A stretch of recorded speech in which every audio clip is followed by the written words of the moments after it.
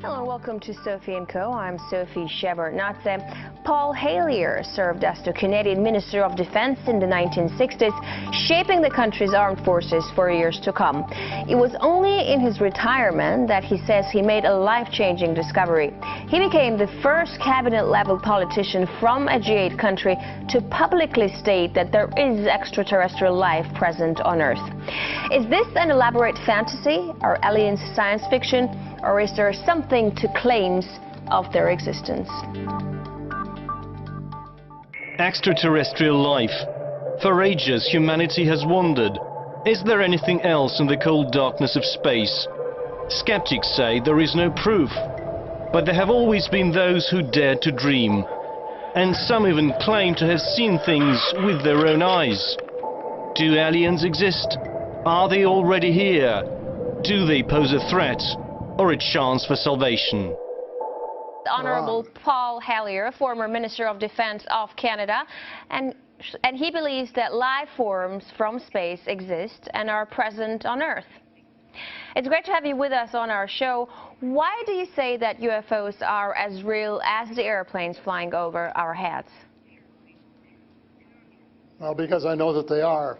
They've been, as a matter of fact, they've been visiting our planet for thousands of years, and one of the cases that would interest you most, if you give me 2 or 3 minutes to answer, is during the Cold War, 1961, there were about 50 UFOs in formation flying south from Russia to across Europe, and the Supreme Allied Commander was very concerned and about ready to press the panic button when they turned around and went back over the North Pole.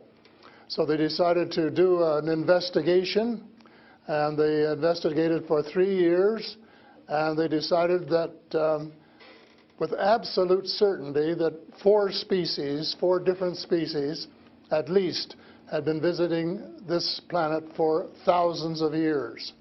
So that's, we have a long history of UFOs, and of course there's been a lot more activity in the last few decades since we invented the atomic bomb, and they're very concerned about that and the fact that we might use it again. And because the whole cosmos is a unity, and it affects not just us but other people in the cosmos, they're very much afraid that we might be stupid enough to start using atomic weapons again, and this would be very bad for us and for them as well. So no serious scientist has ever publicly confirmed evidence of an encounter with extraterrestrials. Why would scientists not confirm the facts if they exist? I'm afraid they must go out of their way not to find out. Because if they did, you know, even 10% of the amount of research I've done in the last 8 years, they would be as convinced as I am. I mean, they could do it even faster. Might take them a little longer when they didn't have a military background.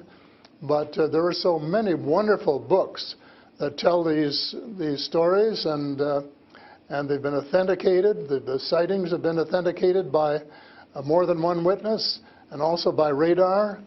And they have landed in various places around the world, including Russia.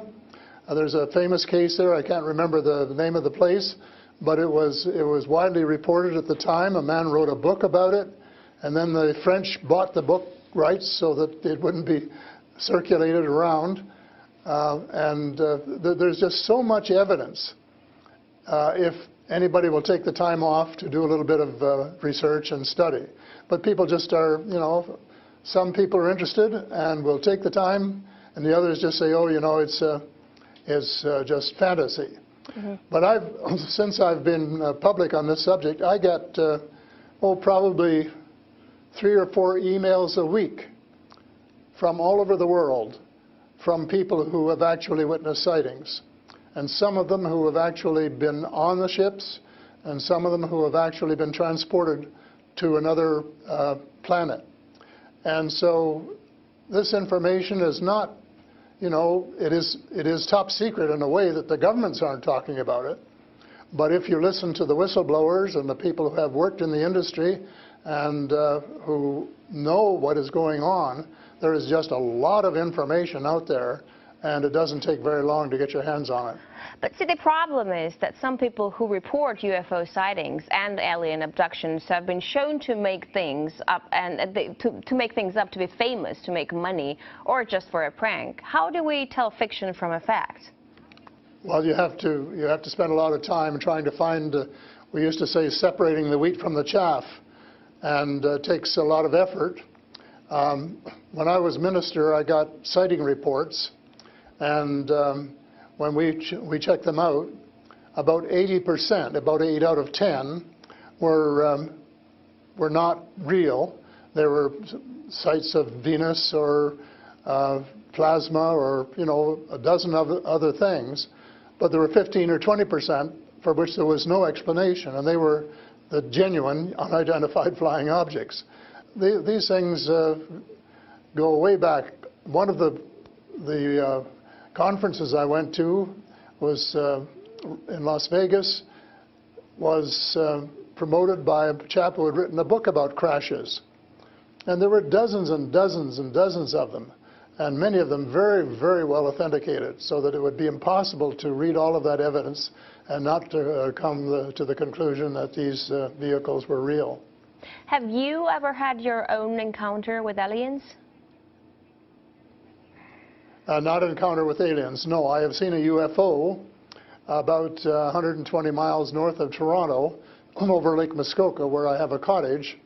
And 2 years ago, last Canadian Thanksgiving, which is October, my wife decided she wanted to go out and look at the stars.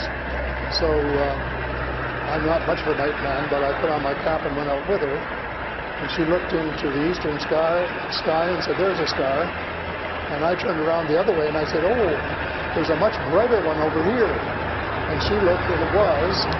And we watched it until our necks almost broke for about 20 minutes. And it was definitely a UFO, because it could change position in the sky by 3 or 4 degrees in 3 or 4 seconds. And I checked out, there were no satellites that could do that. The space station wasn't going by, and it isn't able to move that fast anyway. And there was nothing, no other explanation except that it was the real thing.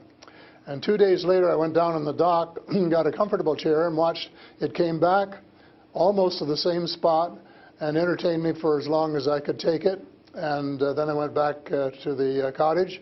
But it was very interesting, because it would drop down in the sky and then it would roar back up, and then it would shift across a few degrees and do a circle and come back at a speed, but you know, just astronomical speeds. As you know, they travel very, very fast. So does it just look like a falling star that falls really quickly and then rises again? What does it look like? Well, it just looked like a star. It just looks like a star. Right. And I don't know if you're a person who's ever read the Bible or not, but I think the Star of Bethlehem is one of God's flying saucers. Mm-hmm. But you also tell me that people write you emails, 3 to 5 emails a week, and they've actually been abducted, or they have encounters with the aliens. Do they actually tell you what these aliens look like? I mean, you know, everyone's interested. How would I know if I see an alien and if he abducts me? Well, the first question you have to ask is, how many species are there? And I used to think there were, you know, between 2 and 12. And Apollo astronaut Edgar Mitchell, who came to Toronto a few years ago and had dinner with us, agreed there was somewhere between 2 and 12. But the latest reports that I've been getting from various sources are that there are about 80 different species. And some of them look just like us, and they could walk down the street and you wouldn't know if you walked past one. And they're what we call the Nordic blondes, and also the tall whites, who were actually working with the United States Air Force in Nevada. They're able to get away with that. They had a couple of their ladies dressed as nuns went into Las Vegas to shop, and they weren't detected. And I have a friend who saw one of the men walking along the street, and somebody who would recognize that they were different, and he did. So there are those kind, and then there are the short grays, as they're called. And they're the ones that you see in most of the cartoons. They're have very, very slim arms and legs, and they're very short, just a little over 5 feet.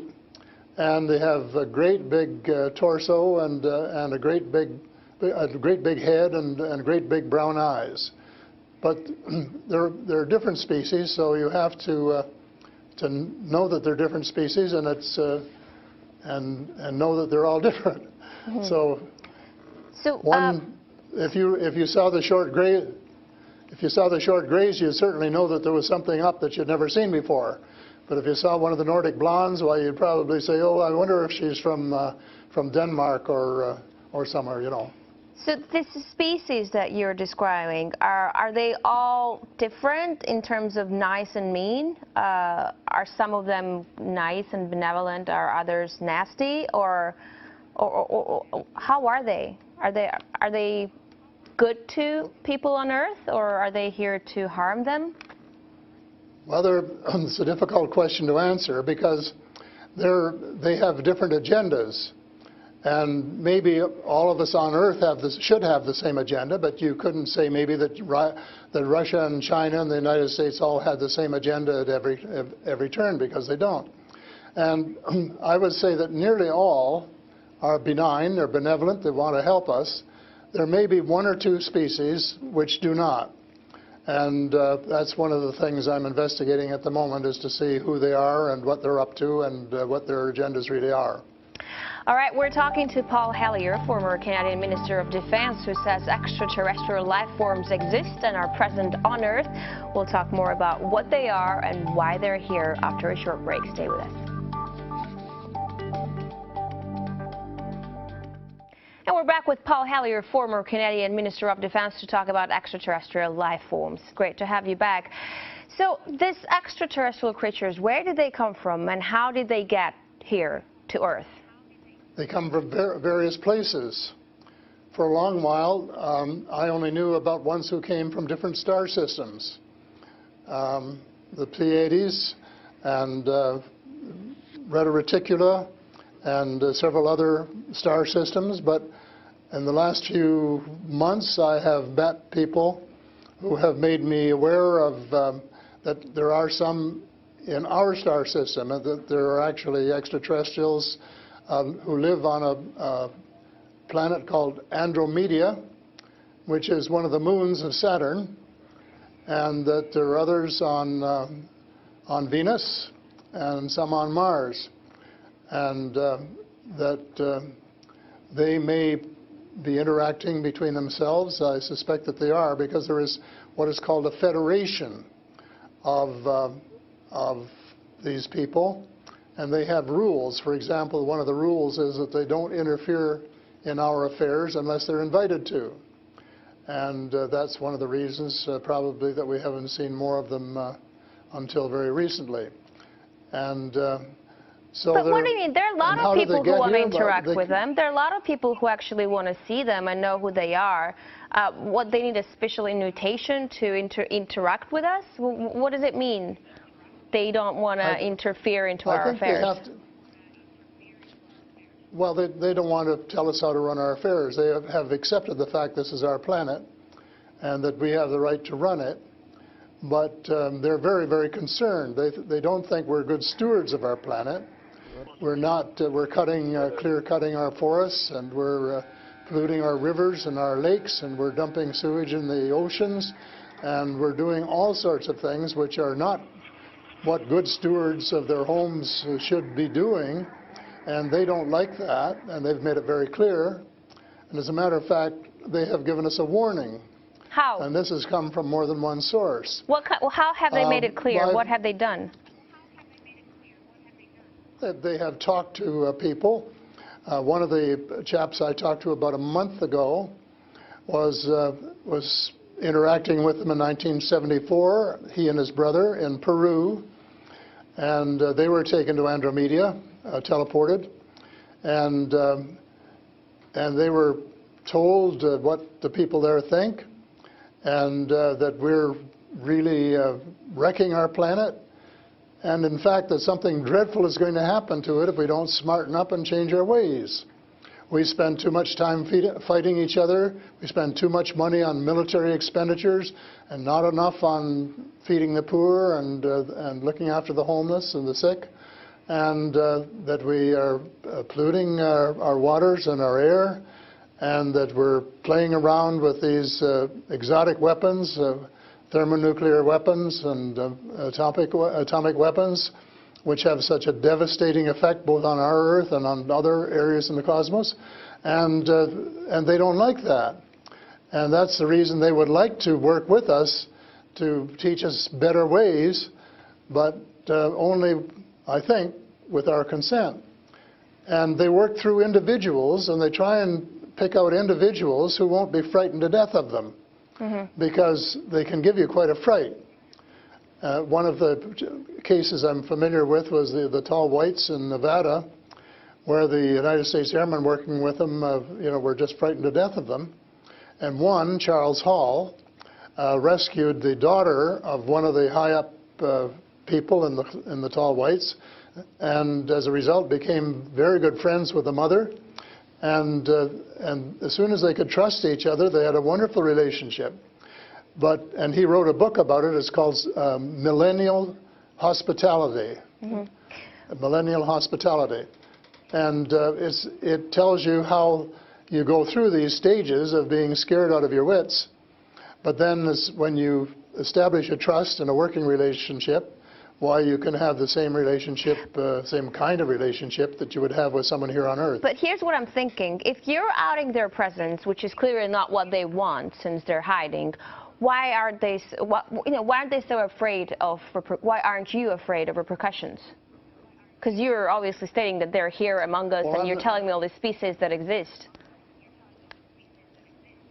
They are here among us, and I'm not afraid because in most cases, as far as technology is concerned, they're light years ahead of us, and we have learned a lot of things from them. A lot of the things that we use today, we got from them. LED lights and microchips and Kevlar vests and all sorts of things that we got from their technology, and we could get a lot more too, especially in the fields of medicine and agriculture, if we would go about it peacefully. But I think maybe some of our people are more interested in getting their military technology, and I think that's wrong. I think that's wrong-headed, and that's one of the things that we're going to have to change, because we're going to have to work together. Talking about all of us, everywhere on the planet. You mentioned military technology and swapping technologies and barters between aliens and people in American government. I want to ask you, as a former Minister of Defense of Canada, is interstellar war a possibility? Should we be creating a Star Wars force to defend ourselves from possible invasion or something like that? Well, I think it's a possibility, but it's a possibility especially if we shoot down every UFO that comes in our airspace without asking who they are or what they want. And right from the beginning, we started scrambling planes and trying to shoot them down, but their technology was superior enough that we weren't able to get away with it. Certainly not for a long while. And during that period of time, they could have taken us over without any trouble if they'd wanted to. So I think we have to, rather than develop our own Star Wars, Earth Star Wars, to protect ourselves against them, that we should work with the benign species, who are the vast majority, and work together and rely largely on them, of course, and cooperate so that we would be contributing something at the same time. But I don't think there's any point in us developing a galactic force that would tempt us to go out on our own and get into mischief, which is one of the things I think some of them are concerned about. But what do you expect to happen if people start to believe in alien existence on Earth? Because things are definitely going to change. Our lives aren't going to be the same anymore. Well, I hope that's the case. I hope that's the case, And I'm all for full disclosure, and I'm going to push very hard for full disclosure in the book I'm writing, and to give some reasons for it, things that we really have to know and have a right to know, and that our future as a species, and here I mean, you know, all of the species in the world, are potentially at risk if we don't figure out what's going on and work together to try and make life more amenable for all of us, and to work with our neighbors from other planets as well. But still, like, I'm thinking to myself, if they've been here for such a long time, as you say, and they're interested in helping humanity, as you say, why is our world such a mess? I mean, if you want to help someone, you just help someone. You don't wait for someone to invite you to help that someone, no? Well, I don't, you know, it's something that I think parents can sometimes say to their children, this is what you should do. But that doesn't mean the children are going to do it, does it? Because the cosmos is based on free choice. And we're given the option of making mistakes, of making wrong choices. And I guess what bothers some of us is we've made too many wrong choices and not enough right choices. So we're going to have to start switching our priorities and stop spending so much time and effort and weapons to kill each other or to dominate each other, and spending a lot more time on how to help each other to have a better life and a more just society, and a life which is healthier, and where the health care is better, and where the food distribution is better, and where the air is cleaner and the water is cleaner, and all of those things that are waiting to be done if we just get together and row, as we say, rowboat, row in the right direction, the same direction. And it's possible, but it's a tall order, and so far we haven't done it. My thesis will be that we have to do it, and we have to start doing it right away. Thank you so much for this interesting interview and insight on extraterrestrial life. That was Paul Hellyer, former Canadian Minister of Defense, who says aliens exist and live among us on Earth. That's all the time we have for today. I will see you in the next edition of SOFI.